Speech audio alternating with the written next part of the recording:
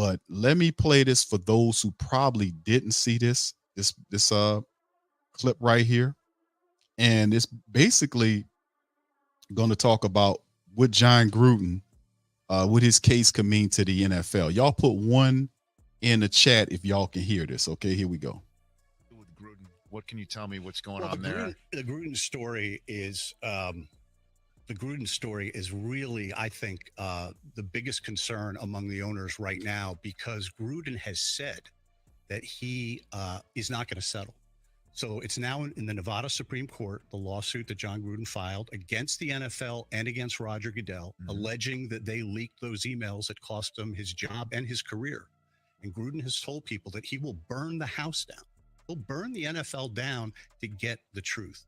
And my sense, since our story, that we did with Seth Wickersham, my colleague at ESPN, I've talked to people around Gruden, close to Gruden, and he is all in to get the truth. So if the Nevada Supreme Court rules in his favor, there will be discovery. And that discovery means that Gruden's attorneys can subpoena Roger Goodell, every single owner if they want to try to find out if the NFL did, in fact, leak those emails that cost Gruden his job. When does that ruling in the Nevada expected in October? Expected in just a couple of months. But I know from talking to people around the league, owners and executives, they're very, very concerned about it. Because Gruden is very, very upset. He wants the truth. He said no number on a check will satisfy him. And he wants his career back. I think he wants to coach again. As you know, he's working with the Saints. Yeah, I know. He's been at the Saints training camp, but I imagine, doesn't the NFL, with Discovery, not everything is going to be great for John Gruden to come out, right? And if he burns the NFL's house down, which owner is going to say, "Oh, yeah, we'll hire you and put you on the sideline"? Gail Benson. That's a great question. So the other issue too, Rich, is the 650,000 emails that were amassed, those Bruce Allen emails as part of the Wilkinson investigation. And the worry is that discovery will lead to those emails as well coming out. Yeah. And we've heard from people around the league, there's all sorts of other dirty laundry hidden in those emails about all sorts of people around the NFL. So the NFL is in a defensive crouch, very, very concerned about the lawsuit. And it's the ball's in the court, the Nevada Supreme Court's. And Gruden is just still angry about everything else that extremely happened. Angry. What do you think happened? Well, our story laid out, I think, a pretty compelling case that there were a number of groups that had access to the emails and were involved in the leaking. We reported that DeMaurice Smith, the outgoing, now the ex-head of the National Football League Players Association, had gotten a copy of that first email and bragged that he leaked it to the Wall Street Journal. That second set of emails to the New York Times, Rich, I believe that the league had something to do with it. That's what our reporting showed. Rock Nation, our reporting showed, people told us was also involved. Desiree Perez, the CEO there. Yeah, that was reported in our story last month where we laid it all out. I think that everybody had a motive to leak it. And I think we laid who had access to it. We went into, and you and I talked about it when I was on your show just a couple of weeks ago when I was on the phone.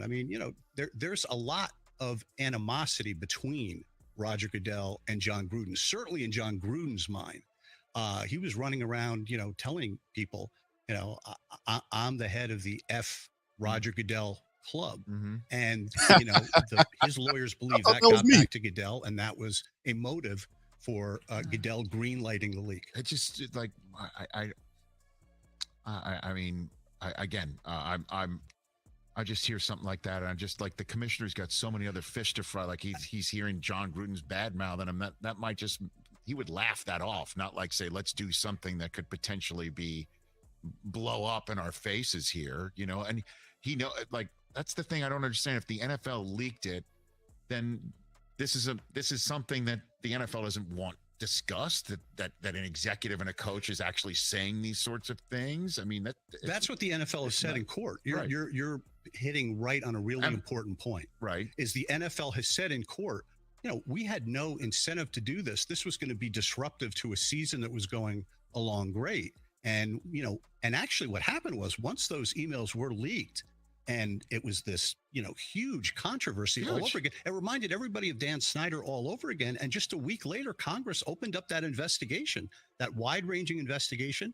that subpoenaed Dan Snyder. Remember when he was on his super yacht running around the Mediterranean and avoiding a subpoena? Roger Goodell had to subpoena. It wasn't just an investigation of Dan Snyder and the Washington Commanders. It was an investigation of the NFL. So the consequences of those leaks were very, very dire. They led, I believe, to Snyder eventually having to sell the team. Well, and again, I know we discussed this the last time you were on, but it's true that Snyder called Gruden fat, and that's right, bro. It ain't even match. Genesis of the spat between these two men that led to potentially all of this stuff happening. Yeah, they didn't like each other, and then there was this one incident in our story. A lot of people don't like Dan Snyder.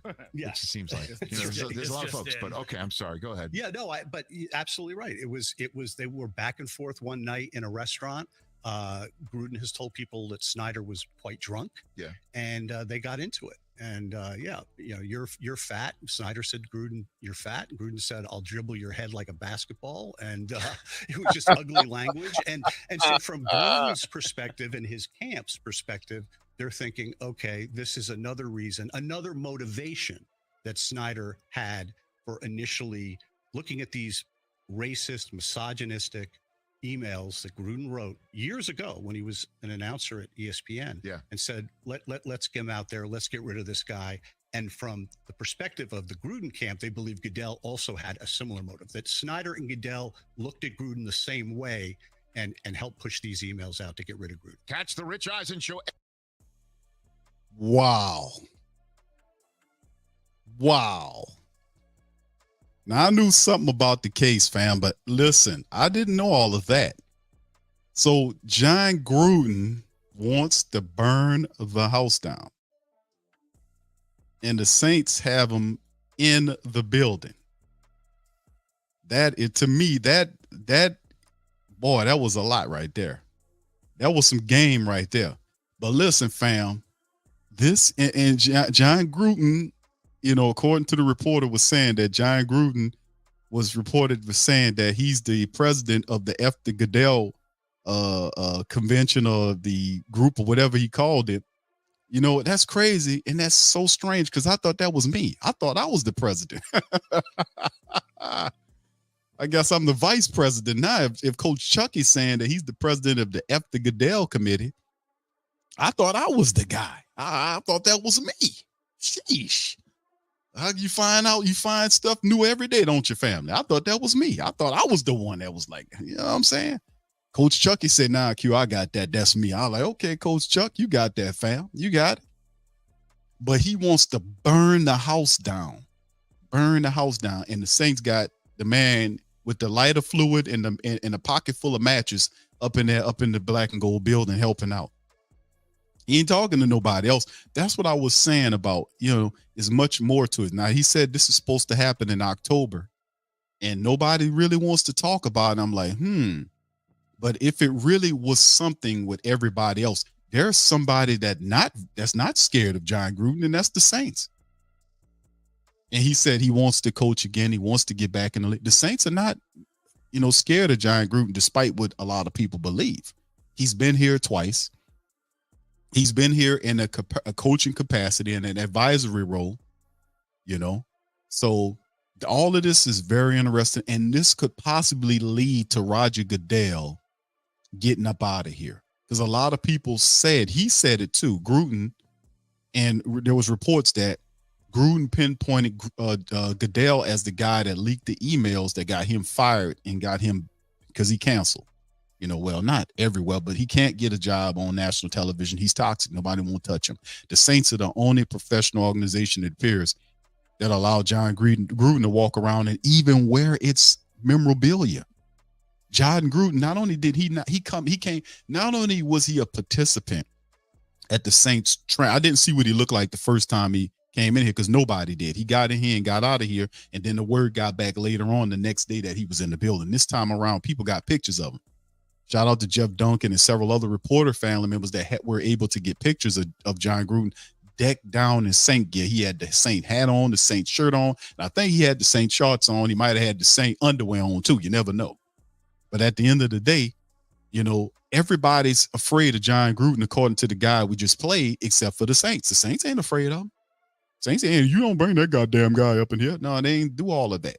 Gail's not afraid of him. The Saints are not afraid of him, which goes to show you that there's a potential, could be a potential opening for John Gruden and the Saints after all this is settled. So we'll see how it all goes, man. Like I said, it's more than meets the eye right here. It's more than meets the eye with the John Gruden and the New Orleans Saints, I ain't gonna say fascination, but the connection between the two.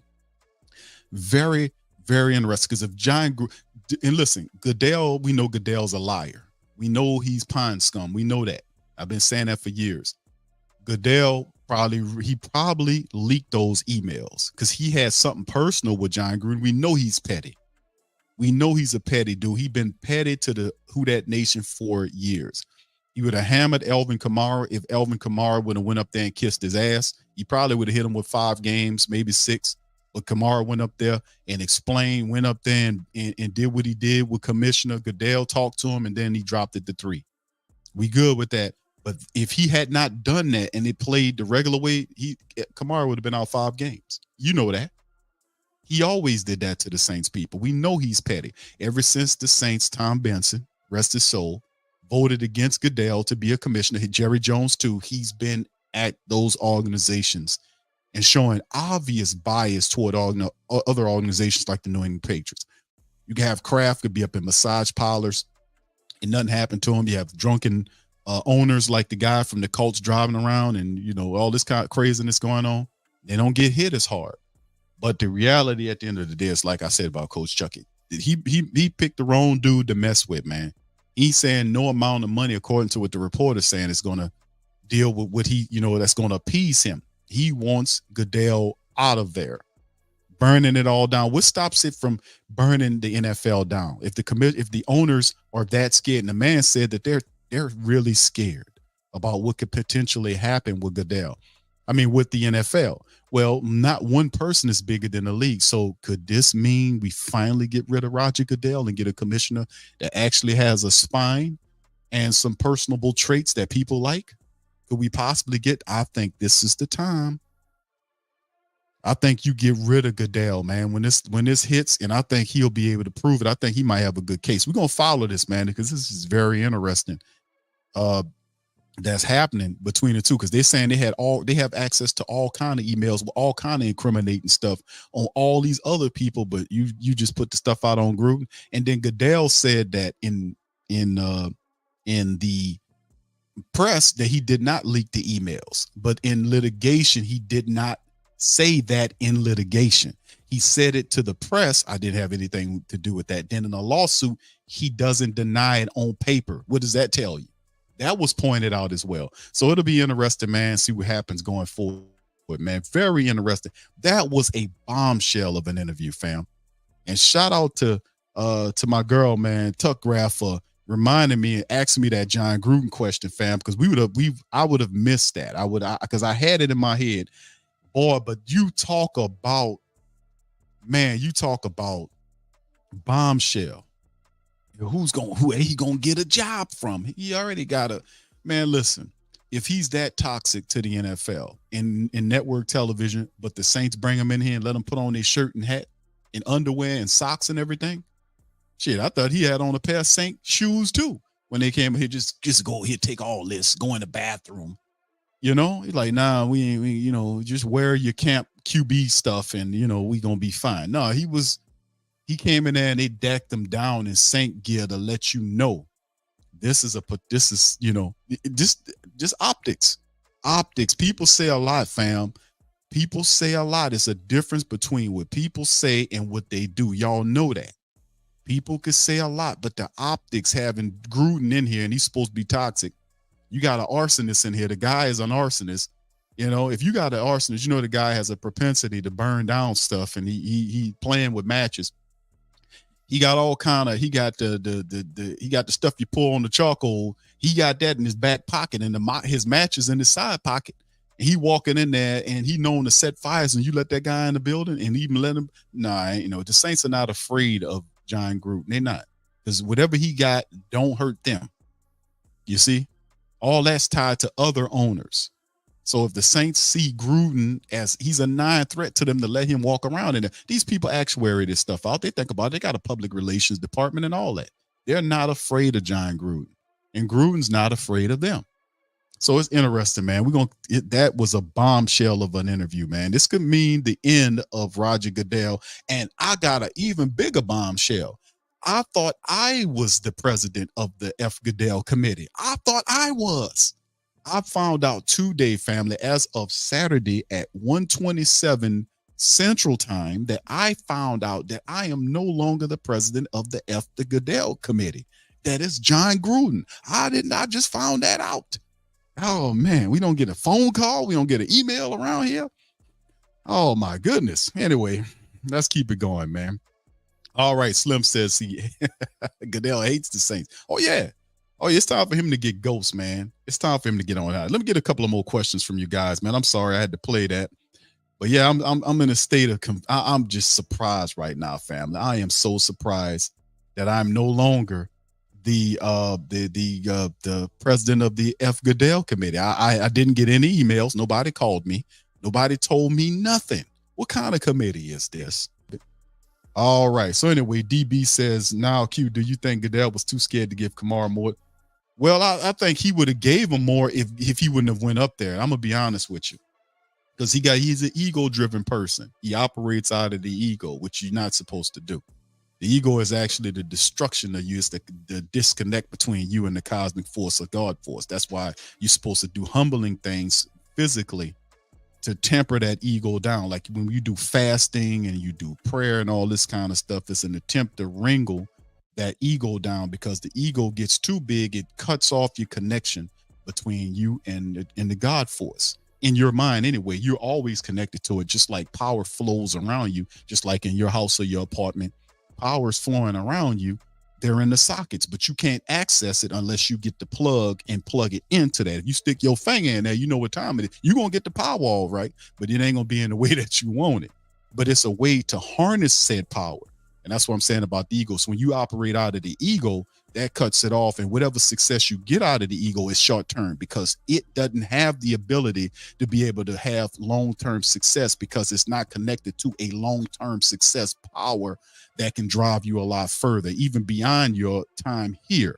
Sorry to get on that metaphysical spiel, but what I'm saying is I could see a ego-driven person like Goodell going, and Elvin went up there and talked to him. Now, had Elvin not talked to him, he wouldn't have gotten 3 games. He would have got at least 5, and y'all know that, because the history says the New Orleans Saints, he always hammers our players more than others.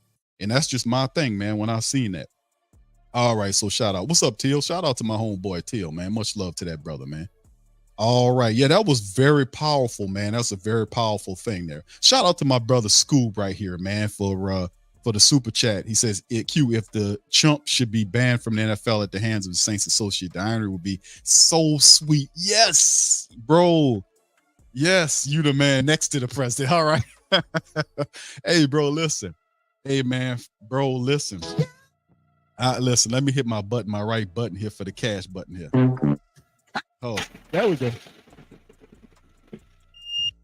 Yeah, boy. All right, Scoob. Thank you, sir. Appreciate that, man. Listen, for him to get his comeuppance, to get the axe, and it's Gruden who's connected to the Saints. Yes, sir.